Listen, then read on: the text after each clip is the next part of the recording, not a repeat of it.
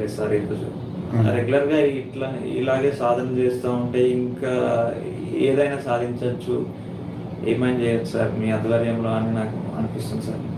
అనిపించింది సార్ ఎప్పుడు డెఫినెట్గా. బట్ ఈ చిన్న ప్రాబ్లం తోటి కొంచెం గమనించాను సార్. ఈ రోజు అయితే ఇంకా స్ట్రాంగ్గా కంపల్సరీ ఇట్లనే చేసుకుంటూ సాధన చేసుకుంటూ వెళ్తే.